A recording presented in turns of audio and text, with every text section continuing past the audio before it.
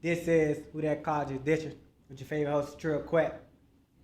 And today, man, we starting off with NFL Combine. Who That Standouts NFL Combine. First standout to me, man, was Nate Wiggins, cornerback from Clemson. He ran the fastest 40 time at 4.28. And that's just, you know what I'm saying, crazy and eye-opening and shocking. Running that fast at 6'2", it's just great. You think when you see that, you automatically think of Tariq Woolen, quarterback from Seattle Seahawks, and you see how great of a corner he is and how he's able to cover. Almost every receiver because his length, and then he's able to cover every receiver because of his speed. So the Nate Wiggins and the Tariq Woolen comparisons is now spot on. Like it's really no other comparisons, and now I think he tested himself into a high draft pick. I think Kool-Aid will probably still be the first corner taken off the draft, but Nate Wiggins, I wouldn't be surprised if he's the first cornerback taken out of the draft because his testing numbers, and we see how successful Tariq Woolen is, and he's like the same measurables, and he ran fast 40, and Wiggins 40 was faster. Next, we have Chop Robinson, edge rusher from Penn State. He ran a 4.48, and he's 254 pounds, man. That just shows his agility. His speed is crazy. You see the speed on tape. When he get that snap count, he hits it, and he's in the quarterback's face just like that. He tested himself into the first round for sure. Chop Robinson will be a first-round pick. A lot of mock drafts, I've been seeing him as an early second-round pick, mid-second-round pick. I believe with these numbers, he's tested himself into a first-round pick. Because you think about Trey Walker, his tape wasn't crazy, but he tested great at the combine. He became the first overall pick. And the Jaguars even said it, like they didn't draft him because his tape was crazy or they believe he's crazy right now, but his potential because of his testing numbers at the combine made him a first overall pick. So now Chop Robinson tested this well. His tape and numbers are good. He's at Penn State, and I believe for sure he will be late first round pick in this year's draft. Next standout, Adrian Mitchell. He ran the 4.35. He's 6'2", 205, and the last wide receiver to run that fast, that size, is DK Metcalf. And DK Metcalf is a top 15 wide receiver, top 15 wide receiver in the NFL, and Adrian Mitchell is a big name receiver in this draft, and it's always been, we know the top two with Marvin Harrison and Rome Meduzier, so we've really been juggling up that third guy between Mitchell, Neighbors, or other wide receivers. But I believe with his numbers, you can't argue that he would be a top pick. I believe there's one more guy that went well in this draft. In this combine that may go above him, but Adrian Mitchell will be a sneaky. No, I don't got him going past the third round for sure. So Adrian Mitchell showed up and showed that he's a great wide receiver and that he can be a great wide receiver in the NFL. Lastly, but not least, Speed, Lightning McQueen. I am Speed. Xavier Worthy, man. Xavier Worthy, man, the first 40 rep, he ran a 4.25. That already was, I think, fifth. That would have been the fifth fastest time. And most of the times, let's just be honest, when a guy run that fast, they'll be like, they'll get hurt, like a hamstring be hurt or anything like that, and they'll be done. So they wouldn't even run the second time. So we don't even know that was a fluke. Xavier Worthy showed his speed so much that he ran a 4.21 the second go-round, which is the fastest 40 time ever. Xavier Worthy had just ran himself into the first round. It's that simple. He literally was he was literally a third round, fourth round pick because of his size, and his speed was, decent, but we didn't think it was no 4.21 speed. I seen a lot of Tank Dell comparisons, but with this 4.21 and his speed on tape is real, and he shows how he can run the route tree. He has ran himself into the first round. Xavier Worthy will be the third wide receiver taken from the draft. I wouldn't be surprised if he's the second. I believe Marvin will be the first wide receiver taken, and I wouldn't be surprised if Xavier Worthy is drafted before Rome Odunze. I don't believe he's better than Rome Odunze, but speed kills, and speed is the way the NFL is moving to. So be on the lookout, man. Xavier Worthy will be second wide receiver taken from the draft because of his 40 time. He just broke the record of this 40. You see it every year, man. A guy that tape doesn't maybe show that much, but the combine gets them drafted high. You look at Anthony Richardson, you look at Trayvon Walker, you look at John Ross. There's always a year a guy gets drafted high because their combine numbers. The combine is just it's an opportunity for these players to show, you know what I'm saying, how good they are with shorts and shirts on. And some GMs or scouts love that, and some don't. So you see it every year, man. A guy gets drafted very high and maybe too high because of their combine numbers.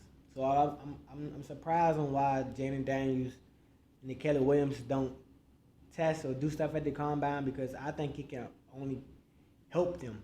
Like, their film is set. Like, they're projected to be top 10 picks because of their film. I don't think they would fall out of the top 10. Last their numbers are crazy. Like, they've gained, you know what I'm saying, 10, 15 pounds after the season, anything like that. But I think the combine can only help, and we've seen it help millions and millions of people. Like DK Metcalf, he ran those numbers and he knew he was going to be a crazy draft pick. He tested at the combine, he's saying that he's saying his body fat was only 1%. Like, those type of numbers and those, you know what I'm saying, measurables that you get at the combine may speak volume to a lot of GMs and scouts. So you heard it here first. Xavier Worthy, second wide receiver taken off the board from this draft, man, because he ran a 4.21. Next, we got who that best freshman in the world in the college game right now. Rob Dillingham, Isaiah Coley. I'm going to give you some numbers and some little research and study that I did. Then I'm going to tell y'all who I believe is the best freshman in the world. So Rob, he averaging 14.8 and 3 assists. His best game, he had 35 and 4 assists against number 5 ranked Tennessee, who was a great defensive team. He averaged about 24 minutes per game. He's coming off the bench. He's on a loaded Kentucky team, so he's coming off the bench, and he's definitely 6th man of the year for sure. He had 5 20-plus point games, and he's shooting 48% from the field. This weekend, he showed again that he's kind of the go-to guy. He can step up in the clutch for his team. He scored or assisted on the last 17 of 27 points against Arkansas this week as Kentucky beat them.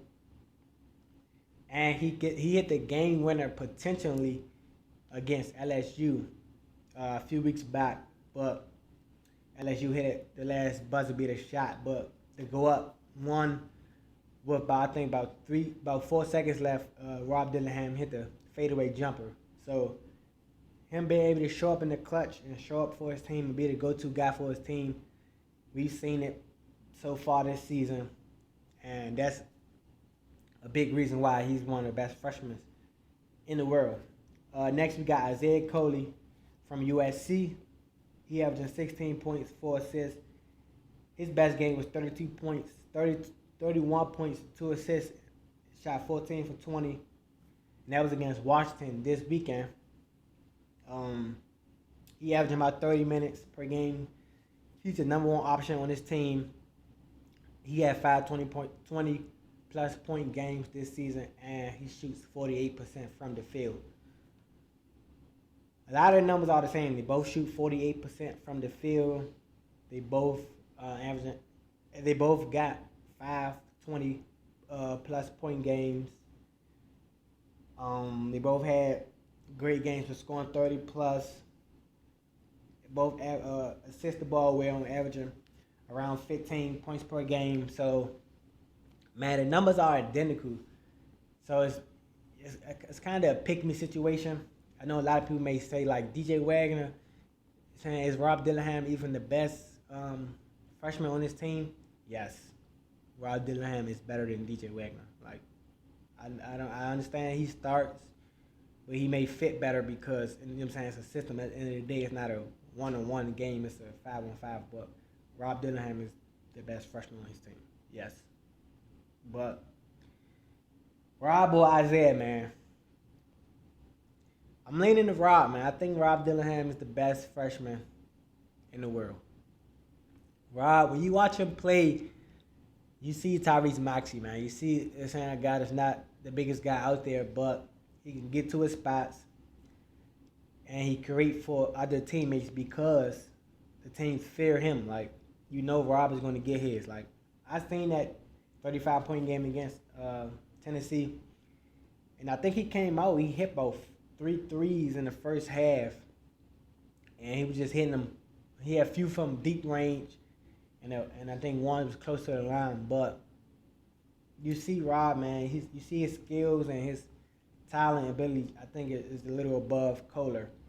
Kohler is a great guy. He's the number one option for his team, and I think if Rob was the number one option for a team, I think he would average 20. Isaiah's only averaging 16. He's the number one option on his team. So I think that's a big factor. You got to think that Rob plays along with other great guys, Antonio Reeves, DJ Wagner, other great guys from Kentucky. So that, you know what I'm saying, how many shots does Rob put up? How many opportunities or plays are called for his number? Because at the end of the day, Kentucky, you know what I'm saying, is trying to win. It's not just the Rob Dillingham show. So when Rob gets his opportunity, when his number gets called, he shows up. And that's what I think just puts him above Isaiah. Isaiah is a great freshman. If you have Isaiah, the best freshman in the world, I wouldn't be mad. I wouldn't disagree. But Isaiah, man, I mean, Rob Dillingham is just the best freshman in, you know what I'm saying, in the world to me, man. OT, Cole Hot, stand up. Rob Dillingham, stand up. You know what I'm saying? He'll be a top 8 pick. Right now, he's a mock draft for number 6. He definitely won't go past 8 because I think March Madness coming up, he's going to show up. Rob Dillingham is going to show up, and he will be a top 8 pick in this year's in the NBA draft. Rob Dillingham, you heard it here first, folks. Next, we got who that? Caitlin Clark, all-time scoring leader, men's and women's. Today's game against Ohio State, Caitlin Clark broke the record. She broke it on a technical free throw, 2 technical free throw shots. She hit both of them and broke the record, man. Watching this game, you can't argue it no more. You can't argue. I don't care, man. She's the greatest talent on the offensive side of the ball in women's college basketball ever. Like, she's out there. She plays so relaxed and so poised. Like, she's never rattled or never, you know what I'm saying, flustered or anything like that. Like, the book on her is she can shoot long range. She assists and passes the ball well. She doesn't turn the ball over. That is like Steve Nash with a bit of Steffi. It's like each game I watch, I give her a new comparison, you know what I'm saying, NBA comparison, man. Cause she crazy, man. But before yesterday, I tweeted she was gonna have 35 and she's gonna have 30 and 10. She ended the game with 35 points and 9 assists. I was one off, but yeah, at me, Trail Quet on the X at me. I called it out. It was a senior night, man. The game was packed. The stands were packed. We had Travis Scott in the building. She's the face, man. Women's college basketball is Caitlin Clark's to take, man. And her team looked well, man. I wouldn't be surprised, man. Caitlin Clark and the Iowa women's basketball team will make it to the Final Four, at least. Caitlin Clark and her Iowa basketball team will make it to the Final Four at least. They did this against number 2 ranked Ohio State, who beat them who beat them early in the season when Caitlin had 45 points. She didn't shoot the ball too well today, shot 10 for 21, but once she got it going, she got it going. Like, her coming off the screen and to the left to shoot the 3 is kind of unstoppable. So if you're going against her and you allow her to come off the screen towards her left, just start ready to inbound the ball because that's 3 points. She's going to make it. Starting off the game, she showed her assists and passing, floor general, and her vision early. Like, she couldn't miss a pass.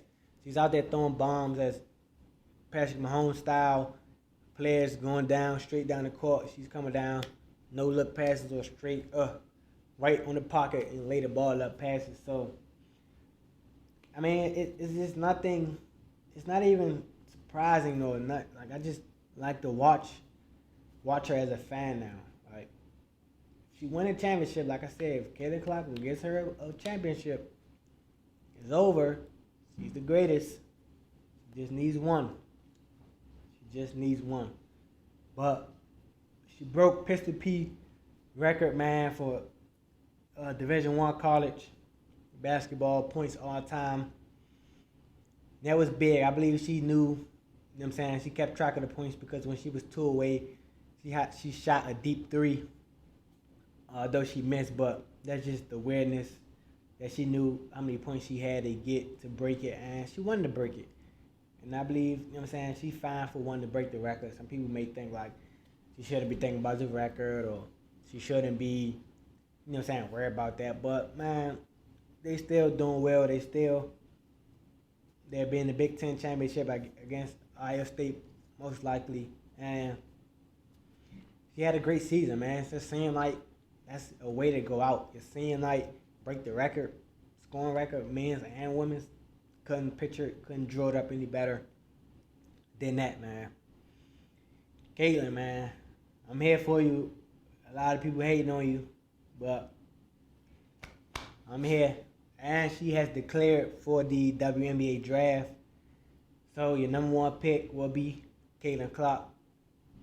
Everybody know that. She's going number 1 for sure. Who wouldn't draft her? I wouldn't be surprised if a team try to trade up to draft her. So Caitlin Clark, man. Scoring record is hers. She's going to build on there a little more during March Madness, and I don't have it being broken for a while now. I don't have it being broken for a while. I don't. So you might as well name that jump the Caitlin Clark record because it's gonna be hers for a little minute. Lastly, we got who that top 5 quarterbacks going into the season. Now, coming up this list was a little tough because a lot of top quarterbacks have transferred to schools, so that's a big part of it. It's not, I'm doing my top 5 going into next season. Quarterbacks, college football. Number 5, we got Noah Feeder, Arizona quarterback. Last season, he had 2,800 yards, 25 tutties, and 6 interceptions. The main reason he's at 5 because I believe he has the best wide receiver on his team, and that is Terrion McMillan. Terrion McMillan. That duo is just crazy and is going to be electrifying this year. for Arizona, and we're in the Big Ten now. So I mean not the Big Ten, the Big 12. So I think they'll light that up a bit in there because there's not much competition in there. But my CU, Colorado Bulldogs, Buffaloes. I'm sorry, my Buffaloes. But at number 5 we got Noah Fatia. At number 4 we got Cameron Ward, Miami University. He threw for 3,700 yards, 25 tutties, and 7 interceptions last season while he was playing at Washington State. He was a big reason why Washington State was in a lot of competitive games against your top schools like Washington, Oregon, things like that. He transferred to Miami for his last season. He's a 5th year, so he has big confidence and he's a big veteran, big experience. So I think that's a big reason why he's at number 4. Your top 3 going into next season, quarterbacks. Number 3, Quinn Ewers, Texas. Last season he threw for 3,400, 22 tutties, and 6 interceptions. He's at 3 and not 201 because I believe he's a bit overrated. Texas success, I believe, overrates him a little. He's a great wide receiver, yes. I'm not saying he's not great. I'm not saying he may even be the best wide receiver next year. But my list and going into this season, he's at 3. Number 2, we got Dylan Gabriel, quarterback from Oregon. Last season threw for 3,600, 30 tutties, and 6 interceptions. Last season he was at Oklahoma, where he slung the rock, and that's all Oklahoma quarterbacks do, is sling that rock.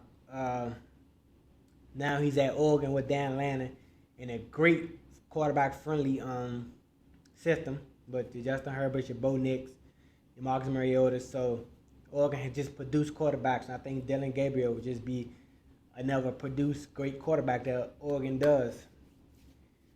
And he has great weapons with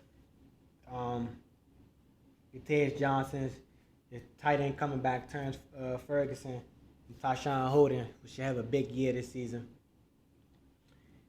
And number 1, don't hate, Shedeur Sanders, man, Colorado. Last season, he had 3,200 yards, 27 tutties, and 3 interceptions. Now, just open your ears up. Come on, let's do this. Let's open our ears up. And let's listen. And let me know if you don't agree after I give you these reasons why he's number 1. Fix the O-line. He didn't have no time to throw the ball last season. And we've got in the 5-star tight end from high school, Jordan Seaton. We got a lineman from Indiana. We got a whole new 5 fresh linemen, better linemen from last season, right? That's 1. New offensive coordinator. You heard Shedeur talk about the last year's offensive coordinator had a lot of option routes in his concept. So it's like, for those who don't know, option routes are the wide receiver could go up, he can go left, or he can go right. They get to choose. But as a quarterback, that's tough. You know what I'm saying? Reading it, you sitting there, you don't know if he's going left or right, so you got to wait till he actually commit. You talk about the best wide receivers in the NFL. You talk about how they throws the ball as the wide receiver is turning. Like, as soon as you, they right there. So he couldn't do none of that, right? So that will be fixed. That's 2. 3, weapons. He has great weapons. Travis Hunter, who we know is a great wide receiver. Jimmy Horn, great wide receiver. Cordell Russell from TCU, great wide receiver. Will Shepard from Vanderbilt, great wide receiver. So he has the weapons. And we got a new tight end from Cincinnati.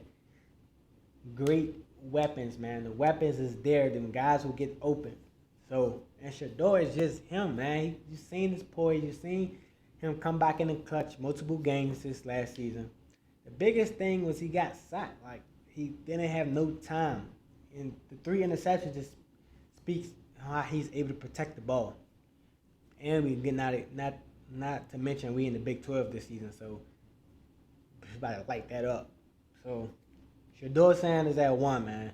If you don't agree, at me and let me hear your list. Your top 5 quarterbacks going into next season. 5, my list. Noah Feeder, Arizona.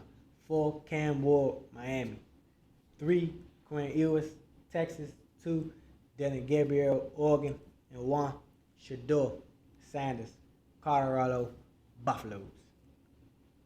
But that's all I have for y'all today. Be on the lookout for some rails throughout the week. March Madness is on the come up. NFL draft is coming up. I have a top 10 mock draft coming soon. Now I have my bracket list completed, men's and women's, for March Madness. So be on the lookout for all that. Make sure you guys subscribe. And the views are going up. I appreciate all the love. This is not just my podcast, but this is you guys' podcasts. So any topics or ideas, discussions, man, let me know. Let's have them in the comments. I'm here to argue with anybody about any lists or any players I believe, anything like that. At me, man. I'm here. I'm Trill, and I keep it 2 things. True, real.